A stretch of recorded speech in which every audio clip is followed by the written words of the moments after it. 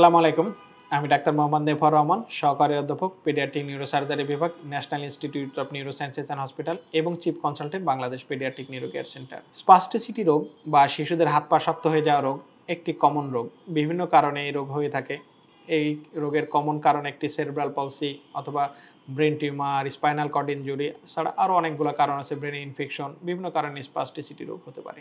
Spasticity রোগ একটি শিশুর জীবনকে নানাভাবে প্রভাবিত করে, তার দৈনন্দিন কর্মকাণ্ড নানাভাবে প্রভাবিত করে, হ্যাম্পার করে। একটি শিশুর সঠিকভাবে বেড়ে ওঠাতে সমস্যা তৈরি করে। সুতরাং স্পাস্টিসিটি রোগের চিকিৎসা সঠিক সময়ে করা উচিত এবং সঠিকভাবে করা উচিত।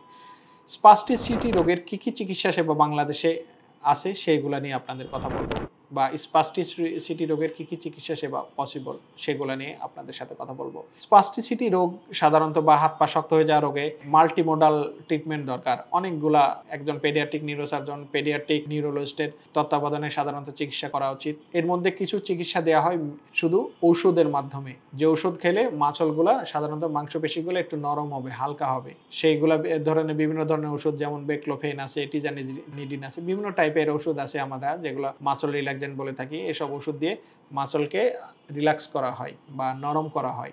এছাড়া অনেক জায়গায় বোটুলিনাম টক্সিন নামে একটা ইনজেকশন দিয়ে নির্দিষ্ট জায়গায়, এগুলো দেওয়ার জন্য আবার ট্রেন হওয়া লাগে এবং নির্দিষ্ট জায়গায় দিতে হয়, সেই ইনজেকশন দিয়েও অনেক সময় চিকিৎসা করা হয়। কিছু কিছু ক্ষেত্রে এগুলো ফেইলিওর হলে বা কোনো ক্ষেত্রে এগুলো কাজ না করলে সেক্ষেত্রে অপারেশনের মাধ্যমে করা হয়। সাধারণত একজন পেডিয়াট্রিক নিউরোসার্জন এই অপারেশন করে থাকে। এই অপারেশনগুলো হলো সিলেক্টিভ ডরসাল রাইজোটমি এবং ইন্ট্রাথেকাল বেক্লোফেম পাম্প ইনফিউশন। সুতরাং স্পাস্টিসিটি রোগ হলে সাধারণত বিভিন্নভাবে চিকিৎসা করা হয়। কারো ওষুধের মাধ্যমে ভালো হয়ে যেতে পারে, কারো বা হাত পা শক্ত হয়ে যাওয়া ওষুধের মাধ্যমে যদি ভালো না হয়, অনেক সময় বোটুলিনাম টক্সিন বা ইনজেকশনের মাধ্যমে ভালো করার চেষ্টা করে। ইনজেকশনের মাধ্যমে যদি ভালো না হয় সেক্ষেত্রে অপারেশন করা হয়। সুতরাং আমরা যদি ব্রড হেডিংয়ে বলি, প্রথমে ওষুধ খাওয়ানো, পরে ইনজেকশন, তারপরে অপারেশন। সুতরাং স্পাস্টিসিটি রোগের সকল প্রকার চিকিৎসা সেবা বাংলাদেশে সম্ভব। স্পাস্টিসিটি রোগ নিয়ে ভয় নয়, কারণ স্পাস্টিসিটি রোগ থেকে মুক্তি দিতে পারলেই একটি শিশু সুস্থ স্বাভাবিক শিশু হিসেবে অনেকাংশে বেড়ে উঠতে পারে।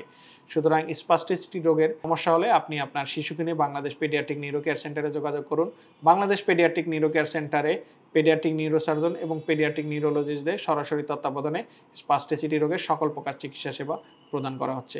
ভালো থাকুক আপনার বাচ্চা, সুস্থ থাকুক আপনার বাচ্চা, সুচিকিৎসায় সুন্দর আগামী, এই প্রত্যয়ে বাংলাদেশ পেডিয়াট্রিক নিউরো কেয়ার সেন্টারের পথ চলা।